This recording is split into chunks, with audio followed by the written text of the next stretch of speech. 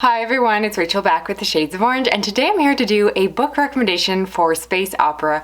I've done a video like this years ago, and it was surprisingly popular, maybe because I titled it the best space opera books ever. I eventually changed the title, but it got a lot of views and a lot of people went and commented on it, and so I want to do a follow-up recommending more space opera books, and these are going to be predominantly more modern space opera, so if you're just looking for a list of only the classics, you won't find that here.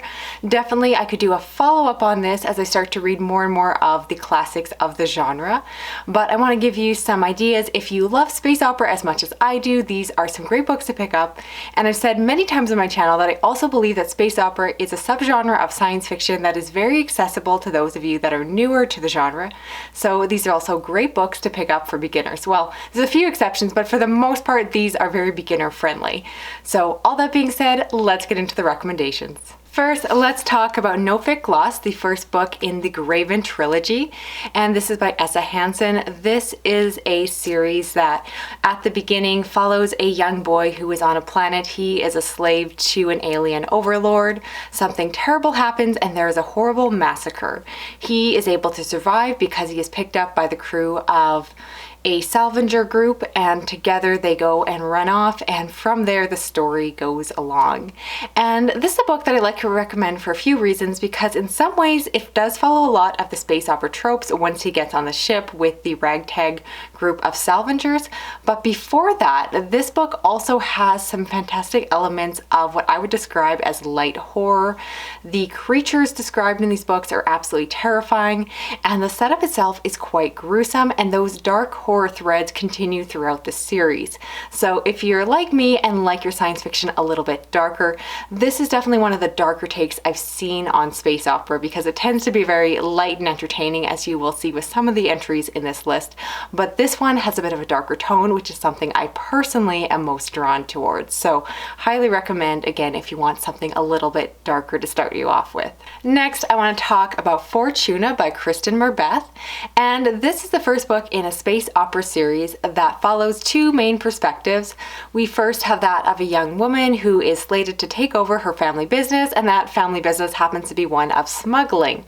And then we also get the perspective of her brother, who you find out was originally supposed to take over the business, but he went and ran off. And within the story you find out that there is a larger thing going on, and within that the family has to decide whether or not they should just stick to themselves, stick to the business and lay low, or if they should deal with what is happening. I kind of want to leave this story very vague in terms of the plot. You know me, I much more prefer to go into books blind, and so I want to give you the opportunity to do the same. I will say that I like this book. I found the characters to be a little bit more immature, especially in the first book there, but they did mature as the story goes along. But this one is just a little bit more light in tone, so it didn't completely grab me to the same degree as the last book I mentioned, but it was again just that fun group of like ragtag smugglers in this case, and it's just a little bit goofy but also has some stakes involved. So I thought it was fun but not quite as memorable as some of the other ones on this list, so not a personal favorite of mine, but again, if you're just looking for space opera, if you cannot get enough of the genre, this might be one you'll still want to put on your list. Next, I want to talk about Stolen Earth by J.T. Nichols, and this is a space opera story that is actually a standalone, and it's actually quite short, which I would like to mention because I know for a lot of you, space opera can be intimidating because the books tend to be very long and often part of larger series. So this is a really good entry point. I do think it's very accessible. The basic premise is that it's set in a future where humanity has left Earth. They are forced off the planet after there is a war with the artificial intelligence that we have created, and now they're living on other colonies. At the beginning of the story, we follow young people who then are learning about the history of Earth, and that's why I think this book is very accessible, because they actually take the time to have the characters sit in a classroom-like setting and have that history explained to them. So it's very easy to follow, very easy to understand, and you won't get tripped up by a lot of heavy use of technology and different slang language that isn't going to make sense. And you find out that the characters, for reasons, have to go back to Earth, and what they find there is not quite what they were told was supposed to be there. Things are maybe not quite as they were told to be. And so because of that, the story then goes from there. And again, I like this one because for me, the drawing factor of it was that mystery. I wanted to know what was actually going on, and it was enjoyable to find that out. And again, just an easy one to fly through, very accessible, very easy to consume, and I do recommend it. I think it's a bit of a hidden gem just because it doesn't get talked about as much as some of the other books on this list, so hopefully you will go and check it out. From there, I want to talk about Ancestral Night by Elizabeth Bear, and this is also a standalone, although it's set within a larger universe, so there are companion novels that you can check out. But at this point, we are following the characters of a salvager crew, and within this story, they come across some alien technology, and well, things go horribly wrong from there. I like this book because it hits on a lot of the tropes of the genre, but it does so in a way that felt fresh to me. I thought the book was written with a really intelligent narrative, and it was also quite funny. And so if you're looking for something, again, that's a little bit more entertaining, a little bit more lighthearted, this one is definitely that, because the author, I think, really loves cats and brings in a lot of cat humor. And so it made for a fun read, but at the same time, it didn't feel sloppy.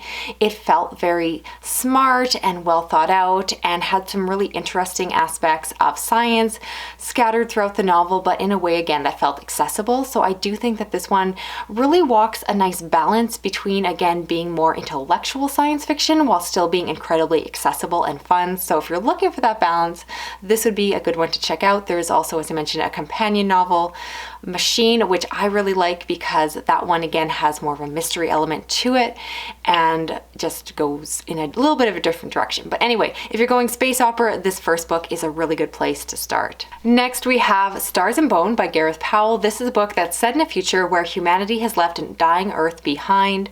In the story, we follow a crew whose sister has gone missing on what should have been a very routine mission.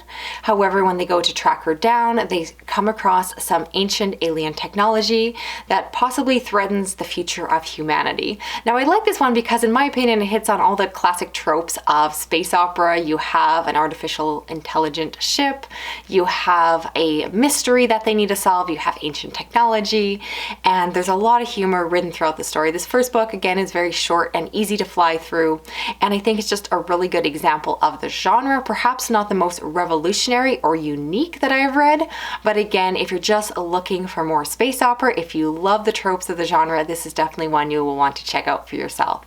Then I actually want to recommend a duology, and that is The Risen Empire and The Killing of Worlds, both by Scott Westerfield. And this is set in a future where there are two major groups or nations that are warring between each other because they have very different philosophies and belief. In the one group, they worship artificial intelligence and technology and treat them as gods. And then in the other nation, they worship their emperor, who has found a way to trick or escape death, and so he is almost an undead emperor that is living eternally. And so the story starts out with the fact that the princess or daughter of the emperor has been stolen by these rebels, and then they have to go and rescue her back. This is one of the more dense and difficult books on this list, so this is not a series I would recommend for beginners because it has some really dense world building and it does not hold your hand. It goes very quickly. It's also less character focused, so if you were someone who just gets really attached to characters and just want to spend so much time with them, you want to get to know them, there is more character development in the second book, but it's definitely not the focus of the story. I love this one because it has that evil empire feeling. It gave me Star Wars vibes, and it just scratched the itch for what I was looking for, but it's definitely more of that classic dense style of fantasy and feels a little less modern considering how new of a book or a book series this is. So I really recommend this one. Again, one that I feel is a bit more underhyped, and I personally really enjoyed the duology. Finally, I want to recommend another favorite of mine, and that is Shards of Earth by Adrian Tchaikovsky, the first book in a space opera trilogy. And this, like the last book on the list, are ones that I would not recommend to beginners because I do feel like this book is the kind of book that will benefit most from those of you that are already comfortable in the science fiction genre. But it's definitely one you want to work towards because I really like it. This is set in a future where humanity has been forced to leave Earth because these ancient aliens have showed up that they describe as the architects, because they came to Earth and they remade the planet into what appeared to be this beautiful sculpture, but of course in doing so it completely ruined the planet, forcing humanity to go on the run and escape to other colonies. And then over time the architects continually have showed up again and again. So that is just the setup for this novel. This novel is set over a wide span of time. It follows multiple characters and it is very complex. It's a book I've read multiple times, and I really do recommend this for those of you that love really challenging, interesting, complex science fiction. This is, again, perhaps a little less focused on the characters. I do find that Adrian Tchaikovsky likes to keep his readers at a distance from the characters and instead likes to spend his time exploring the ideas of the novel. But I think for a lot of us, that is what the appeal is of science fiction, is playing around with these big what ifs and having these stories that are just so large in scope. And so again, if that premise sounds good, I highly recommend this one. It is definitely one of the smartest science fiction space operas that I have read in quite some time, and I really do recommend it. If you haven't checked it out, just definitely worth your time, in my humble opinion at least. So that's it for this video here. I'd love to hear of the books I talked about, which ones are you planning on checking out for yourself?